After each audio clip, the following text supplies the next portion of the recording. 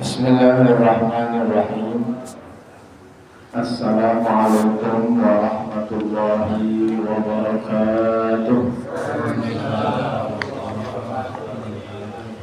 Alhamdulillah, alhamdulillah, thumma alhamdulillah. Alhamdulillahilladzi bi ni'matihi tatimmus shalihat wa tanzilul barakat minal ardi was samawat. Assalatu wassalamu ala sayyidina Muhammadin khairil khalqi wal makhluqat wa ala alihi wa ashabihi sadat. Amma ba'd. Al-Fatihah. Anna Allah yaftahu alayna futuhal arifin wa yufaqqihuna fid din wa yarzuquna kamalal ikhlas wal yaqin. ثم إلى أرواح العلماء الأعمال والرشاد الصالحين ثم إلى أرواح والدينا ومشايخنا ومعلمينا والزارعين الخير في هذا المجلس أن الله يقبل من الجميع ويعفو عن الجميع ويصلح شأن الجميع في الدين والدنيا والآخرة وعلى كل نية صالحة وإلى محمد صلى الله عليه وسلم. الفاتحة. أعوذ بالله من الشيطان الرجيم. بسم الله الرحمن الرحيم. الحمد لله رب العالمين الرحمن الرحيم مالك يوم الدين. إياك نعبد وإياك نستعين. اهدنا الصراط المستقيم صراط الذين أنعمت عليهم غير المغضوب عليهم ولا الضالين. آمين. ثم الفاتحة إلى مؤلف الكتاب الذي علمناه وتعلمناه الشيء الذكر وهو الزهيري أن الله ينفعنا بركاته وبركاته في الدارين لنا وله الفاتحة. أعوذ بالله من الشيطان الرجيم. بسم الله الرحمن الرحيم. الحمد لله رب العالمين الرحمن الرحيم مالك يوم الدين. إياك نعبد وإياك نستعين. اهدنا الصراط المستقيم صراط الذين أنعمت عليهم غير المغضوب عليهم ولا الضالين. آمين. بسم الله الرحمن الرحيم. نوينا التعلم والتعليم والتذكر والتذكير والنفع والانتفاع والإفادة والاستفادة والحث على التمسك بكتاب الله وبسنة رسول الله صلى الله عليه وسلم والدعاء إلى الهدى والدالة الخير ابتغاء وجه الله تعالى ومرضاته وتبعه سبحانه وتعالى. Hadratul mukarramin wa muhtaramin jamaah majelis ta'lim rahimahullah muliakan. Alhamdulillah, summa alhamdulillah, summa alhamdulillah. Hari ini kita dapat kembali berjumpa bersilaturahmi dalam rangka majelis ilmu yang merupakan rutinitas kita setiap malam Senin. Semoga Allah menjadikan kita istiqomah melaksanakan kewajiban ini yang boleh jadi hukumnya bisa fardu ain masing-masing pribadi kewajibannya, atau bisa juga fardu kifayah kalau untuk seluruh masyarakat di sekitar kita. Semoga hadirnya kita di majelis ta'lim ini membawa manfaat, membawa rahmat buat kita pribadi, buat keluarga, dan juga buat masyarakat kita sekitar. Amin, amin ya rabbal alamin. Kita niatkan i'tikaf, semoga Allah merahmati kita semua. Bismillahirrahmanirrahim. Nawaitu an a'takifa fi hadzal masjid sunnatan lillahi ta'ala. Kita i'tikaf di masjid ini semoga niat lillahi ta'ala. Baik, jamaah yang Allah muliakan, hari ini kita sudah berada di tanggal 21 Zulqa'dah, bulan Apit, ya udah masuk tanggal 20-an kalau nggak salah. Sehingga sekitar minggu depan atau Selasa atau Rabu depan kita sudah akan memasuki bulan Zulhijjah, bulan haji. Ya, nanti tinggal kita menunggu hasil sidang isbat dari pemerintah. Cuma bedanya kalau bulan Ramadan itu yang isbat memang setiap tanggal satunya. Kalau bulan Ramadan atau bulan Syawal, bulan Ramadan, kita menentukan kapan mulai puasa Ramadan dan kapan mulai Lebaran Syawal.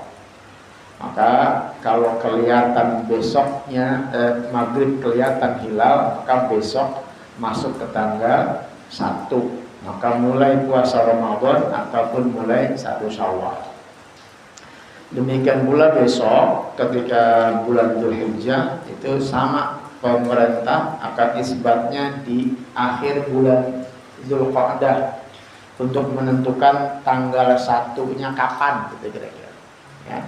Maka kalau sudah kelihatan maghrib matahari bulannya hilal kelihatan, berarti besok masuk tanggal 1 Zulhijjah gitu kira-kira.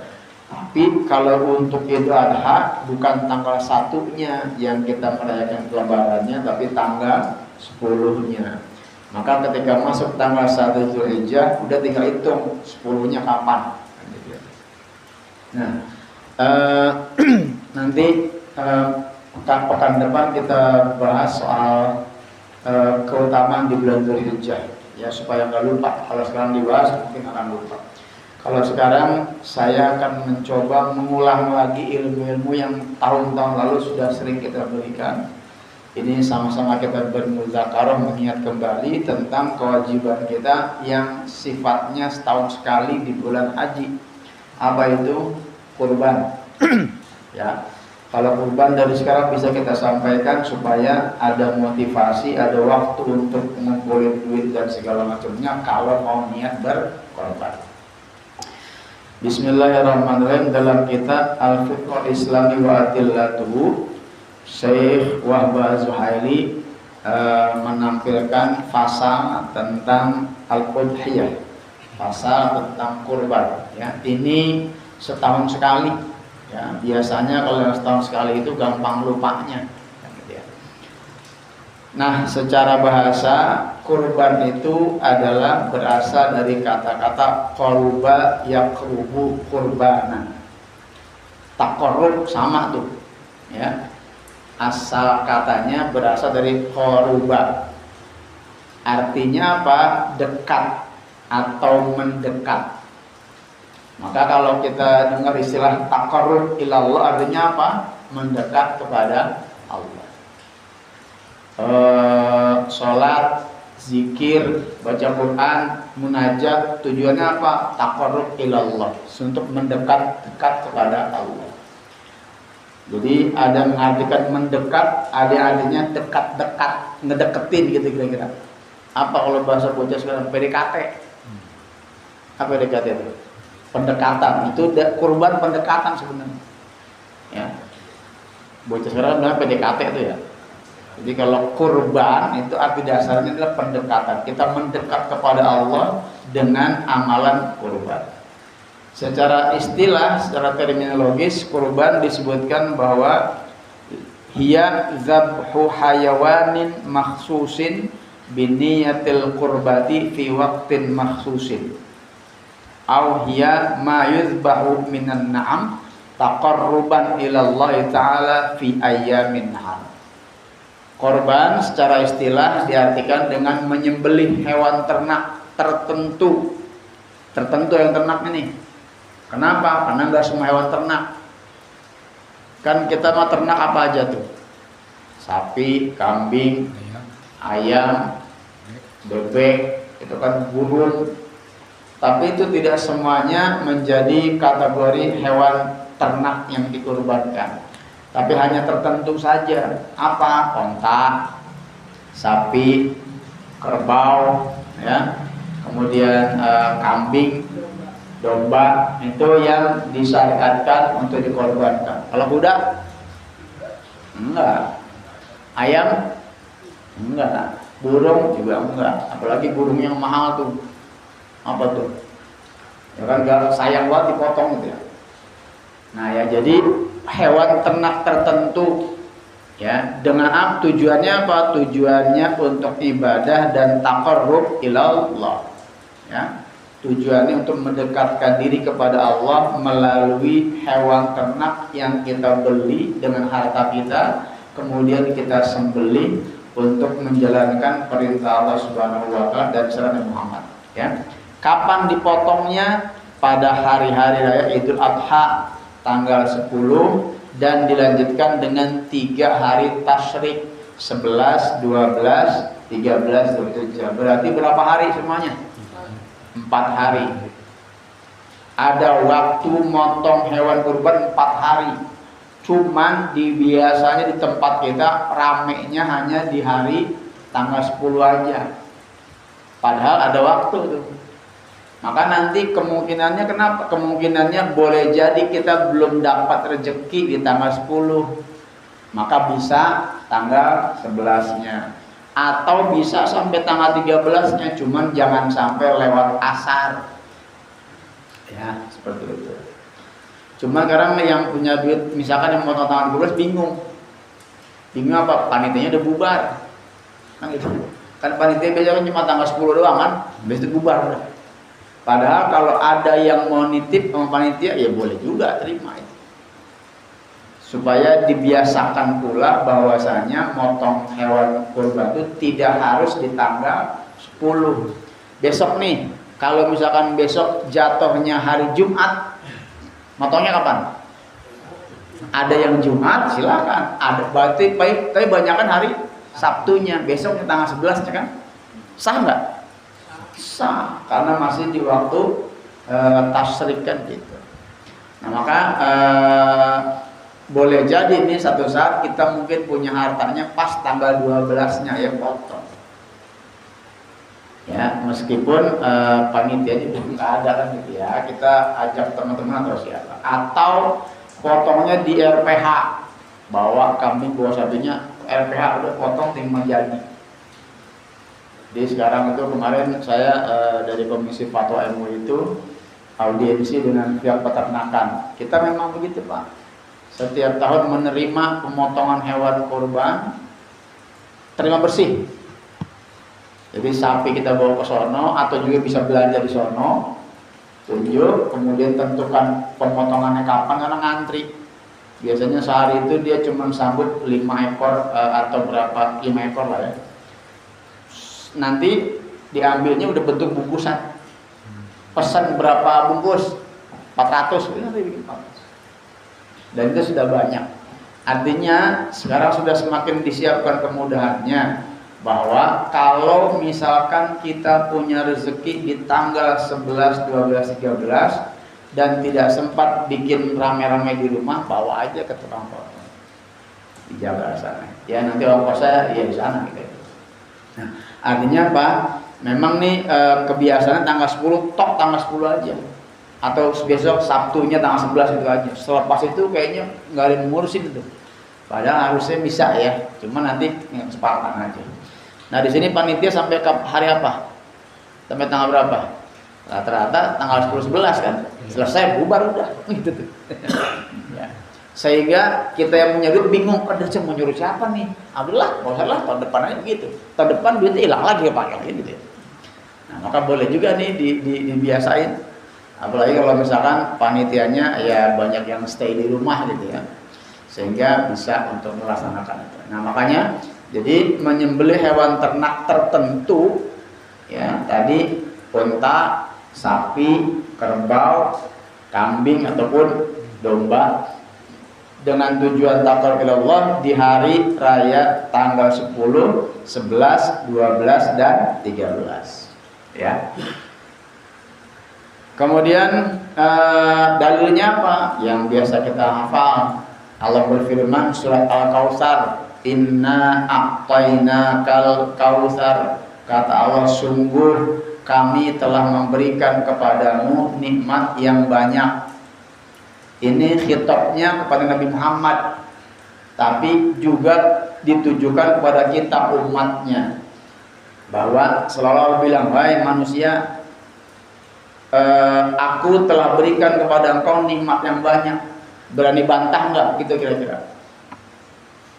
Seolah-olah berani bantah nggak engkau bahwa aku udah ngasih kamu nikmat yang banyak? Ada yang berani bantah? Enggak. Iya ya Allah, benar emang nikmatnya banyak. Nikmat yang kelihatan atau nikmat yang tidak kelihatan. Nikmat yang kita minta atau juga yang tidak kita minta. Bahkan nikmat yang nggak pernah kita pengen Allah kasih. Yang nggak pernah kebayang Allah kasih. Ya, maka tidak disangsikan lagi bahwa nikmat yang Allah berikan pada kita sudah banyak. Lalu apa? Apakah Allah minta dibayar? Manusia, saya udah kasih kamu nikmat mata, bayar sini. Sekali kedip 100 perak misalnya. Itu berapa kedipan ya? Kamu udah dikasih nafas, paru-paru bisa bernafas, bayar. Sekali tarikan nafas 1000. Wah, repot kita. Dan sekarang sudah terbukti tuh banyak orang-orang yang asma gitu ya, nafasnya berat, butuh oksigen, kadang-kadang pasang selang aja berat. Akhirnya dia bilang, bener Ustaz, nafas itu mahal banget. Nah biasanya begitu emang tuh kita. Kalau nikmat udah kerasa hilang, udah hilang, baru kerasa betapa nikmat itu benar-benar kita butuhkan. Nah sebaliknya ketika kita sedang menikmati nikmat itu, ya udah kita lupa. Ya, maka Allah ingetin, inna a'tayna, sesungguhnya kata Allah, kami telah memberikan kepada engkau nikmat yang banyak. Kata-kata sesungguhnya itu sebagai tadi tuh sebagai berani bantah nggak gitu kira-kira.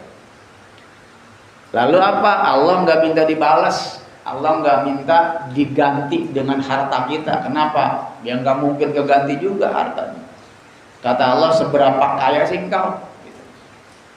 Tapi aku nggak minta itu kapan? Aku minta fasolli li rabbika wanhar. Maka bersyukurlah engkau terhadap nikmat yang telah aku berikan dengan cara melaksanakan sholat. Berarti sholat yang kita laksanakan sebagai tanda kita bersyukur atas nikmat Allah Subhanahu wa taala. Setelah sholat dilakukan, naik lagi derajatnya dengan wanhar, dan berkorbanlah, potonglah hewan ternak sebagai tanda syukur kita kepada Allah. Dari sinilah makanya ada ulama yang mengatakan wajib korban itu. Kenapa wajib? Karena siapapun mau miskin ataupun kaya, semuanya dapat nikmat. Walaupun dia bilang saya nggak dapat nikmat, nggak punya nikmat harta, tapi engkau dapat nikmat mata, nikmat paru-paru, nikmat bernafas, semuanya punya.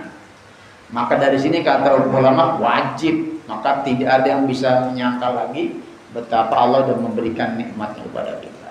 Nah dia fasalli li rabbika wanhar. Berarti dengan demikian sholat kita dan kurbannya kita itu sebagai tanda mengganti nikmat Allah semampu yang kita bisa. Ya, walaupun kalau ditimbang mah susah itu. Nikmat mata aja cuman bisa ganti ibadah 500 tahun aja bisa cuma mengganti nikmat mata doang, yang lainnya belum. Nah, pernah ada kisah gitu kan? Jibril mengabarkan ya Rasulullah, ada seorang hamba begini 500 tahun hidupnya minta ibadah terus full tanpa diganggu, dikasih sama Allah, bahkan minta dimatikan dalam keadaan sujud kalau kasih. Kemudian begitu naik ke atas ditimbang, kata Allah, udah masukin surga karena aku mencintai dia. Entah dulu ya Allah, protes dia. Ibadah saya 500 tahun kemana? Masa nggak ada sama sekali? Ya udah hitung. Begitu dihitung, cuman mampu membalas nikmat mata saja. Nikmat dia bisa sujud belum keganti, nikmat dia bisa wudhu belum keganti, nikmat macam-macam. Akhirnya Pak takol neraka. Insyaallah. Di tengah diseret ke neraka, sadar dia, ya Allah benar, emang dasar Allah cinta sama dia. Ya udah ampunin, balikin lagi ke surga. Untung masih bisa ditarik lagi. Lah kalau kagak, nyemplung di neraka dalam kondisi tertipu dengan amal ibadahnya. Itu 500 tahun hanya bisa nikmat mata. Ya kalau kita apalagi kita berapa tahun kita ibadah. Makanya harus inilah yang menjadi dalil mazhab Hanafi mewajibkan. Ya. Inna syani'aka huwal abtar. Sungguhnya orang yang membenci kamu dialah yang terputus. Kemudian dari hadisnya diriwayatkan bahwasanya tidak ada satu amalan pun yang dilakukan oleh manusia di hari kurban yang lebih Allah cintai selain daripada menyembelih hewan ternak. Ya. Iraqatu damil adhahi, menyembelih hewan ternak. Jadi semua amalan di hari itu yang paling Allah cintai adalah menyembelih hewan ternak. Artinya Pak, kita beli hewan ternak kemudian kita sembelih sebagai kurban, itu yang paling Allah cintai. Sesungguhnya hewan kurban itu kelak di hari kiamat datang dengan tanduk-tanduknya, bulu-bulunya, kukunya dan semuanya yang dia punya. Sesungguhnya sebelum darah kurban itu menyentuh tanah sudah diterima di saluran pahalanya. Kenapa? Allah tidak terima darahnya, tidak terima daging, tidak terima tanduk dan tulangnya. Yang Allah terima adalah innamal taqwa. Allah terima ketakwaan orang yang yang berkorban. Ya, jadi seperti itu. Maka dari sini hadis ini menyatakan tadi amalan lain tidak ada yang lebih Allah cintai selain daripada menyembelih ternak. Dari sinilah ada mazhab Ibnu Abbas. Mazhab Ibnu Abbas menyatakan kalau demikian, ketika seseorang tidak punya harta untuk beli onta, tidak punya harta untuk beli sapi, tidak punya harta untuk beli kambing dan domba, tapi dia kepengen mengambil fadilah hari Idul Adha, maka belilah ayam, potong ayamnya, sembelih dan sedekahkan dagingnya. Insya Allah dapat pahala menyembelih hewan ternak. Pernah nggak gitu? Ya pindah ayamnya. Tapi besok nih kalau misalnya nggak tahu dulu deh, pergi ke pasar beli ayam, tarik, potong, goreng nih buat panitia. Soang yang gitu ya. Pokoknya menyembelih hewan, mengalirkan darah. Ya. Meskipun itu namanya bukan korban, tapi karena tadi bukan masuk dalam wilayah binatang hidup yang dikorban, tapi dapat pahala mengalirkan darah hewan ternak. Ya. Makanya dulu ketika saya masih remaja itu ayah juga bilang, pokoknya kalau nggak bisa ini ayam, nggak bisa juga telurnya kek serdu rebus bagi-bagi. Saking apa? Saking nilai sedekahnya tinggi banget di hari itu. Makanya nanti ketika misalkan panitia kita motong hewan korban nih, kalau yang nggak bisa ya udah bawa apa kek, kopi, sirup, apa kek, pokoknya sedekah itu nilainya luar biasa di hari itu. Ya, jadi karena ini hajat bareng-bareng, yang punya rezeki menyembelih hewan kurban, yang belum ada rezeki lebih ya semampunya dia, sehingga semuanya menjadi insya Allah kebagian pahala keutamaan hari Idul Adha. Ya, pernah nggak itu nyoba menyembelih ayam? Belum ya? Coba ada besok. Coba ada besok. Ya, artinya masih ada celah untuk dapat fadilah hari itu, meskipun tidak dengan menyembelih kambing atau menyembelih sapi. Ayam juga bisa, bebek, soang, soang enak dagingnya. Gitu ya. Jadi ada keutamaan. Nah, hari ini kita mau bahas tentang hikmah kurban dulu ya. Soal hukumnya nanti insyaallah minggu depan. Hikmah kurban disebutkan sewal hikmatu min tashril udhiyah. Hikmah disyariatkan kurban pertama syukrullah taala ala ni'amil muta'addidah. Bahwa korban itu disyariatkan dalam rangka kita bersyukur kepada Allah Subhanahu wa taala atas nikmat Allah yang jumlahnya dan bentuknya enggak kehitung. Maka tadi Allah bilang inna a'tayna kal kautsar. Aku berikan pada kalian nikmat yang banyak banget yang jumlahnya enggak kehitung, bentuknya enggak kehitung. Ya, coba lihat kira-kira apa aja nikmatnya. Beberapa kita bisa klasifikasikan. Nikmat dari fungsi anggota tubuh kita. Itu nikmat tuh. Mata bisa melihat, hidung bisa mencium aroma, telinga dan semuanya anggota tubuh kita bisa berfungsi dengan baik, itu nikmat. Ya, maka diantara syukurnya adalah tadi dengan menyembelih hewan kurban. dan juga dengan memanfaatkan anggota tubuh kita sesuai dengan Allah ridho. Apalagi nikmat berupa sarana dan prasarana kehidupan. Allah berikan kita keluarga, Allah kasih kita pasangan, istri, anak, suami, ya, yang mau hidup sama kita. Pada kita begini orangnya, coba nikmat bukan tuh? Kalau yang lain belum tentu mau sama kita, kan gitu.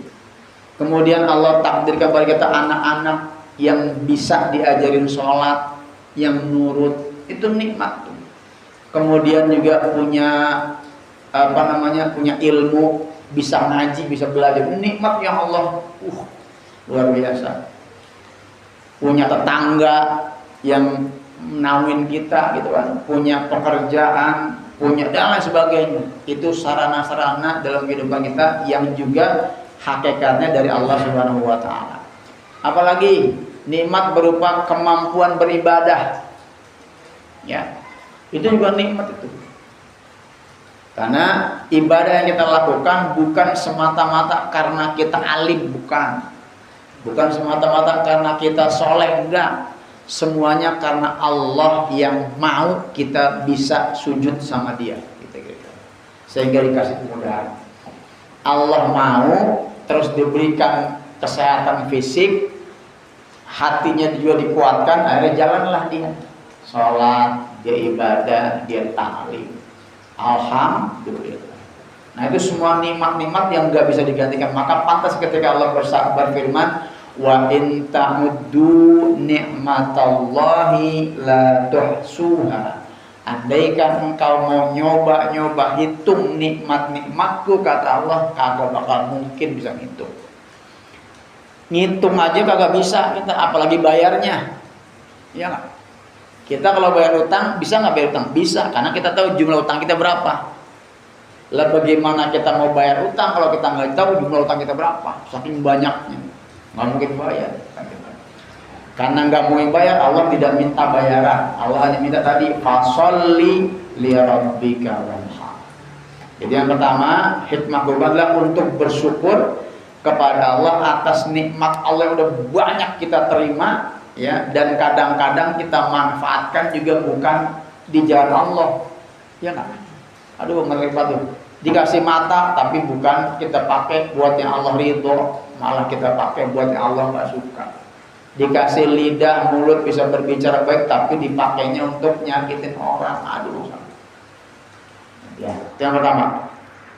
Yang kedua, syukrullah ta'ala ala baqa'il insan min amin li amin. Yang kedua hikmahnya adalah bersyukur kepada Allah atas keberlangsungan kehidupan kita dari tahun ke tahun. Ya kan? Tahun ini mungkin ada orang yang udah nggak ada bareng kita. Tahun lalu dia masih ada, sekarang udah nggak ada karena Allah sudah panggil, sudah meninggal dunia. Nah, kita masih hidup nih sekarang, maka itu pun harus kita nikmati, kita syukuri. Bersyukur bahwa sekarang kita masih diberikan kehidupan. Ya enggak? Kan gitu. Meskipun kita hidup dalam kemaksiatan, meskipun hidup kita enggak semuanya kita pakai ibadah. Kalaupun ibadah kita ya segitu dah buatnya. Ya kan? Ibadah kita segitu. Apa yang mau kita banggain? Ibadah kita segitu gitu. Ya. Maka insya Allah dengan nyembelih korban itu tuh tercover gitu. Insya Allah hati cintanya Allah kita bisa raih lagi.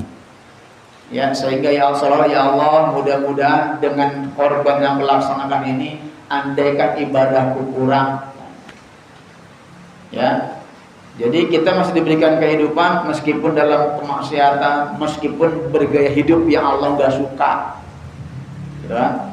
Meskipun kita berakhlak dengan akhlak yang tidak terpuji, tapi Allah masih bikin kita kehidupan, bahkan kehidupan dalam keimanan, masih ngaku iman, masih sholat meskipun segitu adanya. Maka itu kudu disyukuri. Salah satunya dengan cara tadi menyembelih hewan kurban. Luar biasa tuh, ya. Dan ingat Pak, Allah tidak pernah mengingkari janji. Allah berfirman, la in syakartum la azidannakum. Kalau engkau bersyukur pasti aku tambah. Nah, ketika kita bersyukur dalam dalam bentuk menyembelih hewan kurban, maka tunggu, kata Allah, oke, engkau telah melaksanakan dengan syukur, maka tungguin, nanti akan aku tambahin lagi rezeki-rezeki untuk engkau. Dan itu menjadi rumus yang terjadi secara nyata. Coba lihat orang-orang yang mungkin memaksakan untuk bisa berkorban, maka di tahun-tahun berikutnya bisa jadi Allah tambah dia untuk senantiasa bisa berkorban, atau dia punya yang lainnya, punya rezeki yang lainnya, gitu. Makanya ini merupakan sebuah nikmat yang Allah berikan yang harus kita ganti dengan syukur kepadanya. Tadi syukur tuh ya. Jadi hikmahnya adalah untuk bersyukur. Ada juga yang hikmahnya berupa takfirus sayyi'at birtikabil mukhalafah. Juga hikmahnya adalah dengan hewan kurban yang kita sembelih, harapannya semoga dosa-dosa kita diampunkan oleh Allah Subhanahu wa taala. Jadi dengan menyembelih hewan kurban, selain kita bersyukur kepada Allah atas nikmat tadi, kita juga minta, ya Allah, semoga Engkau hapuskan dosa-dosaku. Dosa dari mana? Dosa-dosa yang bersumber dari perbuatan yang melanggar atau perbuatan yang bertentangan dengan keinginan Allah Subhanahu wa taala. Apa contohnya? Kita tidak menjalankan ibadah yang diperintahkan. Pak, saya tanya nih, kita nih, yang wajib buat kita apa aja? Yang wajib, ibadah yang wajib buat kita apa aja? 1, sholat. 2, zakat. Apa lagi? Puasa Ramadan. Apa lagi? Haji bagi yang mampu. Apalagi yang wajib buat kita? Jujur wajib nggak jujur? Masukin tuh. Jujur wajib. Ya. Sedekah wajib nggak? Sedekah kalau kita punya kelebihan wajib nggak? Bisa jadi wajib. Berbakti pada orang tua wajib nggak? Masukin. Gitu. Ya. Berakhlak mulia wajib nggak? Wajib, masukin. Jadi kadang-kadang kita yang kita wajib cuma 4 tadi tuh, sholat, puasa, zakat, haji. Yang lainnya udah kita nggak wajib. Nah, kadang-kadang di situ kita banyak melakukan dosa. Ya Pak. Padahal Rasulullah suka ngajarin kan, jujur, berkata benar, karena orang yang berkata benar akan mengantarkan dia ke surga. Berarti kan wajib. Nah, maka ketika kita tidak jujur, berarti di situ ada dosa. Nah, dengan tadi insya Allah bisa dihapuskan seperti itu. Apalagi tidak infak, tidak sedekah, selalu minta-minta, gitu kan? Dan bahkan mintanya bukan kepada Allah Subhanahu wa taala. Padahal setiap sholat kita berjanji, iyyaka na'budu wa iyyaka nasta'in. Ya Allah, aku bersumpah hanya kepada Engkau aku ibadah. Nih butuhnya aku sholat lillahi ta'ala. Dan aku bersumpah hanya kepada Engkau minta pertolongan. Dalam sholat begitu, tapi ke hari-harinya mintanya ke dukun, mintanya ke orang pintar. Salah nggak? Salah. Kata Allah, gimana sih lu? Tadi mintanya sama gua doang, sekarang minta sama orang. Wajar nggak kalau Allah marah? Wajar. Karena kita udah mengkhianati Allah. Apalagi kadang-kadang dosa yang bersumber dari harta kita yang halal. Dosa yang bersumber dari harta kita yang halal. Ini harta kita peroleh halal nih. Kita kerja, dapat gaji halal. Tapi kadang-kadang harta yang halal bisa menyebabkan kita berdosa apa? Terlalu foya-foya. Segala macamnya, yang itu kita beli, segala kita beli. Tapi yang Allah pengen, kita nggak penuhin. Gitu kira-kira. Lebih memaksakan urusan dunia sehingga dia lupa dengan simpanan di akhirat. Itu juga dosa, gitu Pak. Gitu ya. Jadi ternyata kalau dipikirin, aduh banyak bener ya Allah. Dosa saya nggak kehitung, tapi amalan saya ya segini doang. Kira-kira bagaimana mungkin kita mengejar dosa-dosa tersebut? Nah, maka diantaranya dengan menyembelih hewan kurban, insya Allah dihapuskan dosa-dosa kita. Bahkan kata Rasulullah SAW, nanti setiap bulu dari hewan kurban yang kita sembelih itu akan bernilai 1 kebaikan, dan 1 kebaikan bernilai 10 kali lipat. Hitung indah tuh, bulu domba kita berapa? sebanyak itulah kita dapat kebaikan, dan kebaikan yang kita peroleh akan mampu untuk membayar dosa-dosa kita, gitu Pak. Maka luar biasa, luar biasa. Ya, jadi kalau kita punya harta dan bahkan sudah menabung, paksain tahun ini jangan sampai lewat, karena kita belum tentu ketemu lagi tahun depan. Ya, jadi fungsi yang ini hikmahnya menghapuskan dosa-dosa kita dari perbuatan kita yang melanggar kata Allah Subhanahu wa taala. Kemudian sama berikutnya juga penghapusan dosa juga, takfirus sayyi'at binuqsanil ma'murat. Untuk juga sebagai penghapusan dosa yang bersumber dari gara-gara kita ibadah tapi nggak sempurna. Itu juga dosa. Sholat harusnya khusyuk, betul Pak?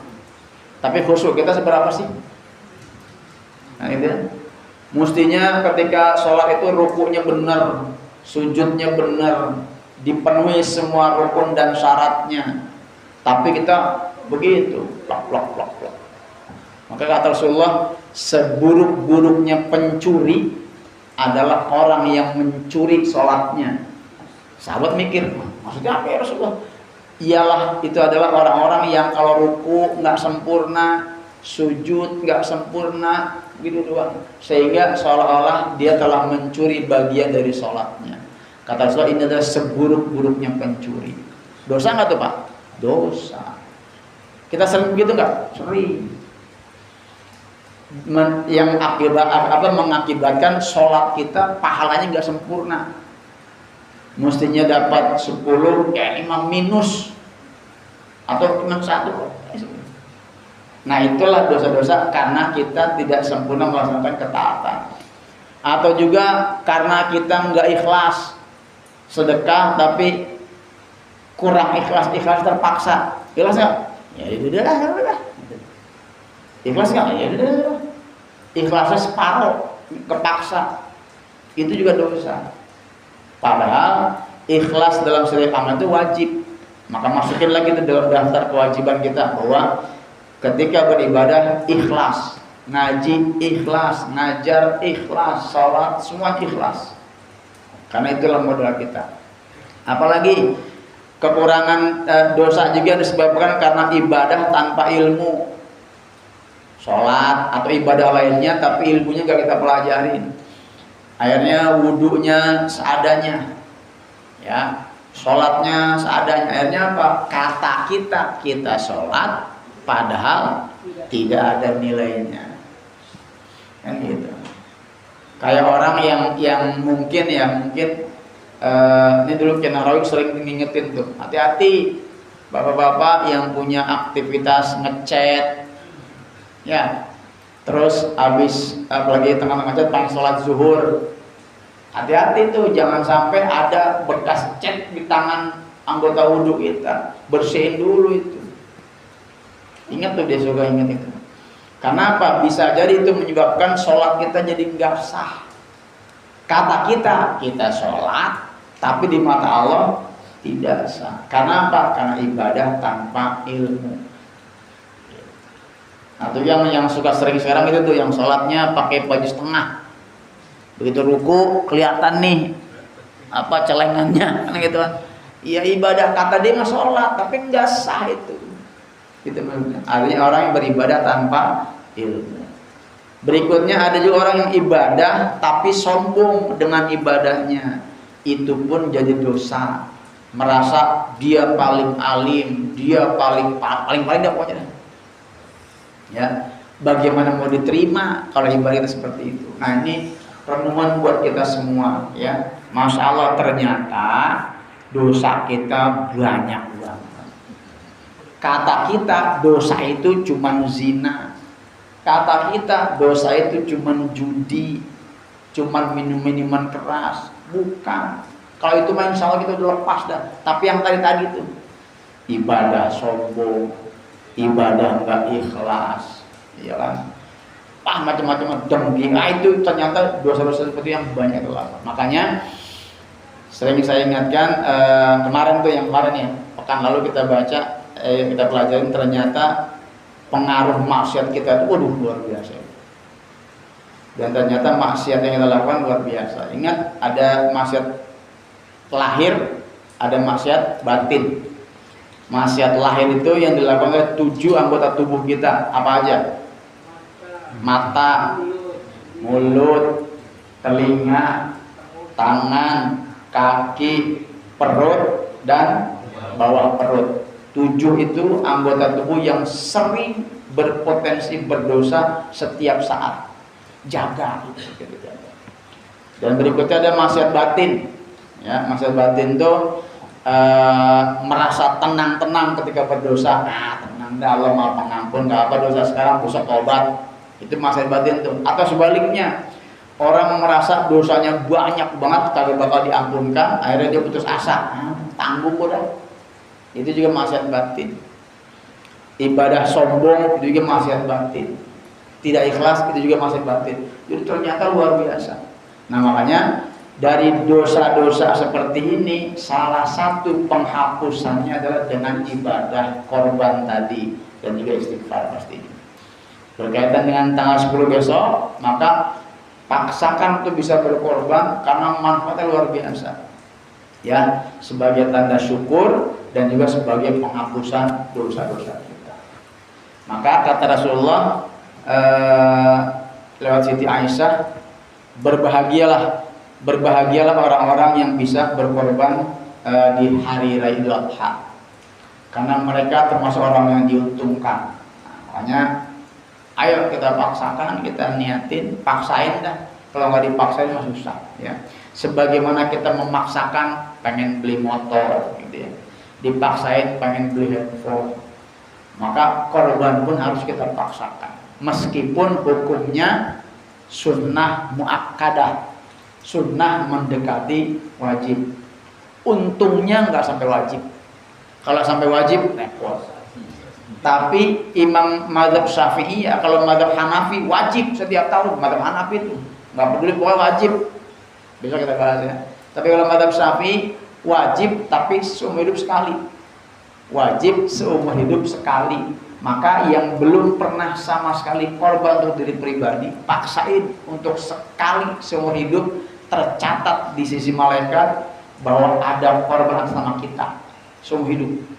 Syukur-syukur kalau tiap tahun bisa gitu ya. Nah inilah, makanya ini menjadi motivasi kita dari sekarang. Yang niat korban kita siapin ya, siapin dananya, kemudian silakan dibelanjakan hewan ternaknya. Kalau nggak keburu ya berarti ada solusi lain tadi, siapin ayamnya kayak gitu segala macam. Pokoknya dengan harapan kita bisa mengisi Idul Adha besok dengan amalan terbaik yang Allah suka dan Allah cintai. Ya, mudah-mudahan kita diberikan kemampuan Allah Subhanahu wa taala demikian. Baik, silakan ada yang mau ditanyakan. Bismillah. Harta yang kita dapatkan dari hasil yang halal akan menjadi dosakah kalau kita tidak mengeluarkan 2,5%? Akan menjadi dosakah atau tidak gitu? Maksudnya zakat? Ya, contoh gaji setiap bulan kita dapatkan, ya. Itu tidak kita keluarkan 2,5%, padahal kita mendapatkannya dengan halal. Apakah itu akan menjadi dosa? Ya. Jadi kalau hitungan 2,5% berarti zakat ya. Kalau hitungan 2,5%. Karena ada ketentuan 2,5%. Maka pastikan pertanyaannya adalah kaitan dengan zakat. Ingat Bapak Ibu jamaah, zakat itu diwajibkan bagi siapa? Bagi orang yang sudah sampai nisabnya, sampai batas ukuran minimal hartanya, maka dia wajib zakat. Nisabnya apa? Nisabnya seharga 85 gram emas. Maka kalau dihitung kita punya gaji, kalau di total gajinya nyampe harga seperti itu, harga 85 gram emas, maka kita wajib zakat. Caranya bisa tiap bulan, bisa setahun sekali. Nah, kenapa ini menjadi wajib? Kan halal. Ya itulah, kan halalnya kita, siapa yang ngasih? Allah. Allah hanya memerintahkan kepada kita 2,5% saja dari semua gaji yang kita terima. gitu kan. Tapi itu pun ikhtilaf ulama. Ada yang ngitungnya bruto, ada yang ngitungnya neto. Apa maksudnya? Bruto itu kasar. Pokoknya gaji kita sebulan 3 juta misalkan nih. Jadi 3 juta. Kan kadang-kadang gaji 3 juta kita terima berapa? Potongan ini, potongan gitu tuh.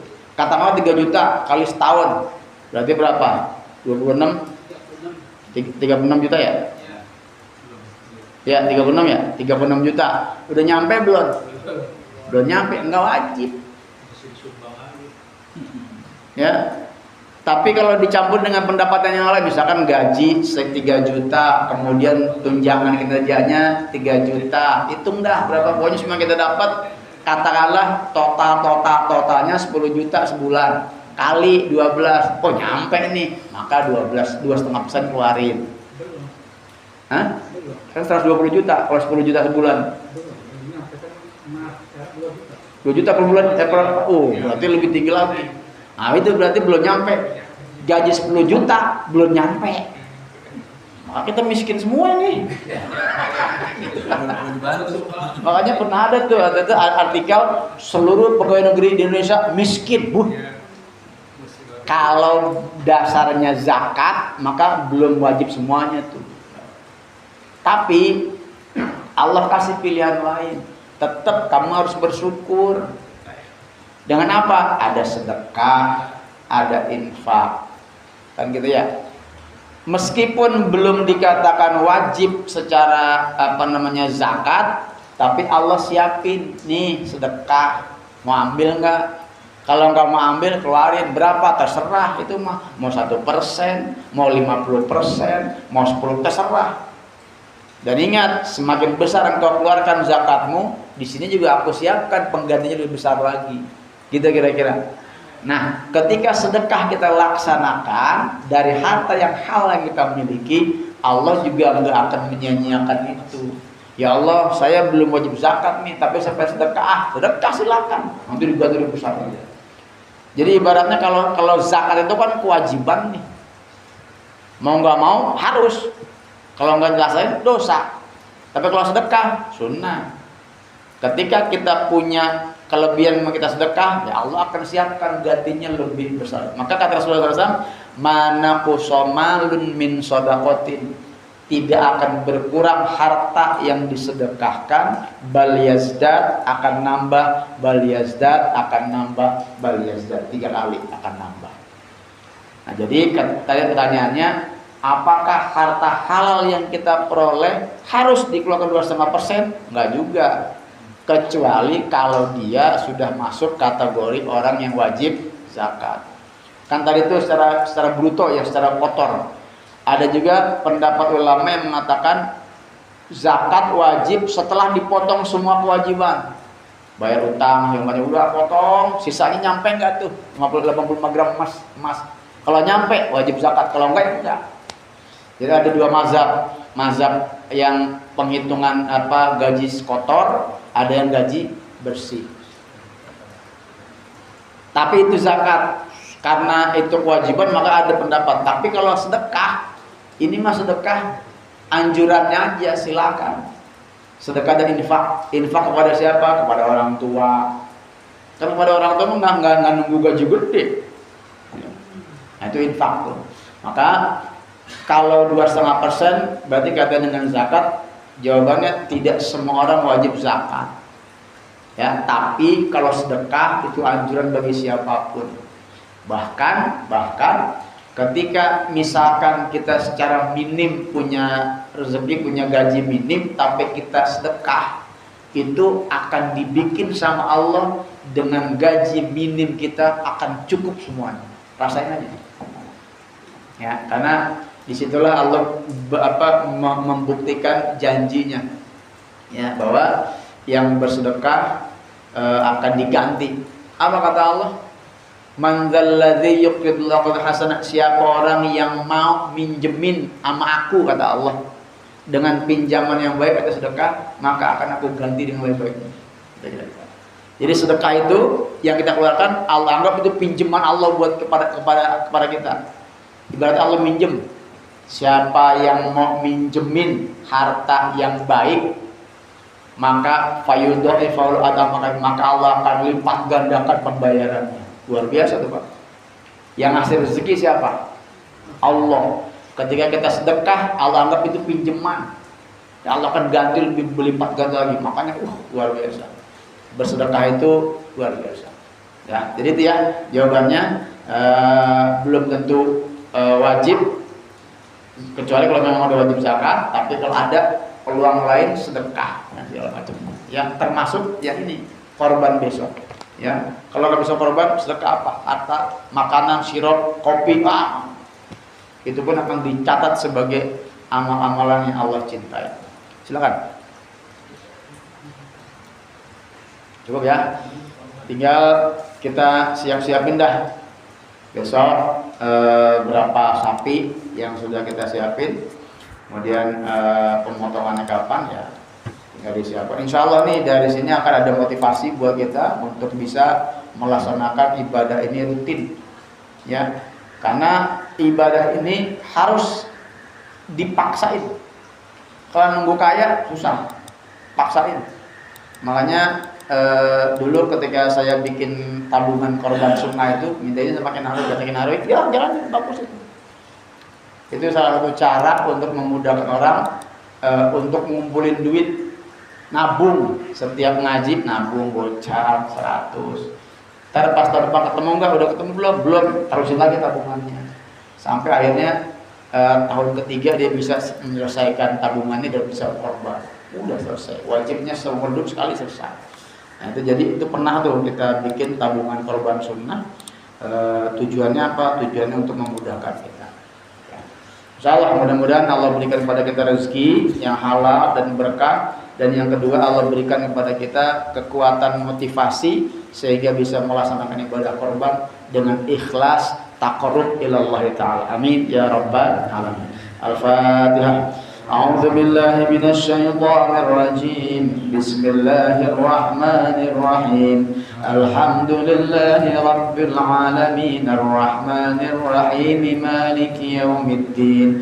Iyyaka na'budu wa iyyaka nasta'in. Ihdinas siratal mustaqim. Siratal ladzina an'amta 'alaihim ghairil maghdubi 'alaihim waladdallin. Amin.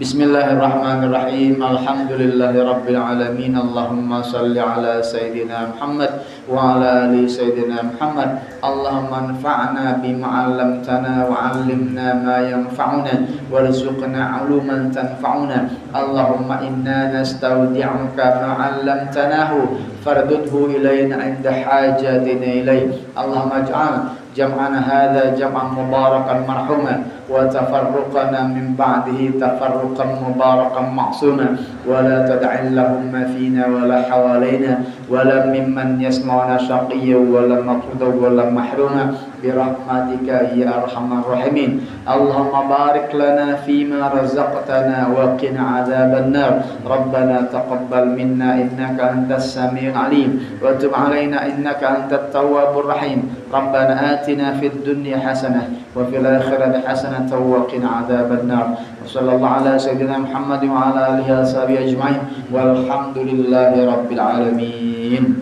Ya Rabbi bil Mustafa balligh maqasidana waghfir lana ma madha ya wasi'al karami.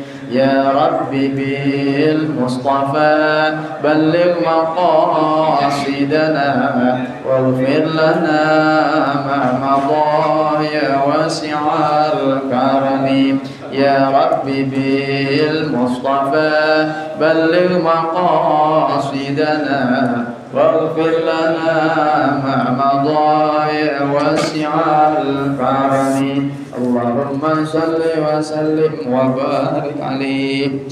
Demikian, lebih kurang mohon maaf. Wallahul muwaffiq ila aqwamit thoriq. Wassalamualaikum warahmatullahi wabarakatuh. Alhamdulillah.